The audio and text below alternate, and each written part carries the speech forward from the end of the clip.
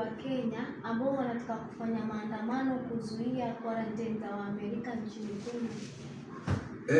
Langu kwa Wakenya wale ambao maybe wanapanga maandamano kwa ajili ya hizi quarantine center, nimeeleza kabisa nyote uwezo wa Amerika kwa hizi vita za kibiolojia, na nia yake tumechambua kwamba Amerika hana nia mbaya na Kenya. Ndio maana ametumia fedha zake kusema atatusaidia tujenge hizi quarantine zisaidie Waamerika wake wale kwa hapo. Lakini ilikuwa si lazima Mwamerika atoe pesa yake. Mwamerika angeweza kutumia pesa yetu tuzijenge hizo quarantine na tutibu watu yake kutokana na masharti ya kuitisha ile loan, mkopo kutoka kwake kuje kutibu outbreak ambaye yeye ndo angekuwa ameisababisha, kwa sababu uwezo anao, ni nia tu hakuwa nayo ya kuleta hilo ugonjwa la Ebola hapa Kenya. Mwamerika angetaka leo kukuwe na Ebola, haitafika kesho kutakuwa na mkurupuko kwa kila town wa Ebola, kwa sababu mwenye anajua uwezo wa Amerika kwa vita vya kibiolojia hawezi ichukua hata dakika moja kwenda kufunga barabara akiandamana ati tutoe quarantine.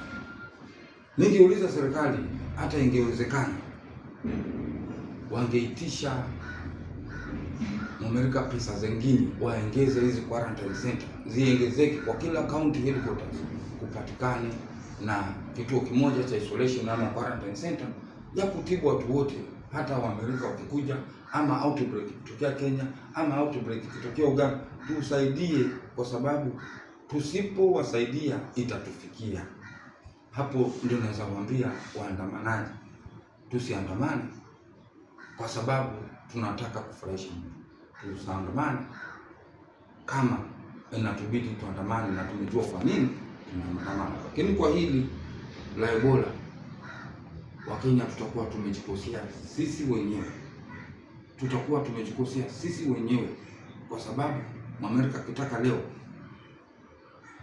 tutapata Ebola, kutakuwa na mkurupuko, hasara zetu zitakuwa ni tutakosa hiyo pesa ametupea tujenge, tutapewa loan kwa lazima ambayo iko na masharti ambayo lazima tutawatibu watu yao, tunataka tutaki ndio tupewe mkopo. Ya tatu, zile infrastructure, health infrastructure zitapotelea kwa maji. Ya nne, Wakenya wengi sana wataangamia kwa sababu ya uchochole wa kifedha ambao unakumba Wakenya wengi, na kidemokrasia, it is only the strongest who will survive.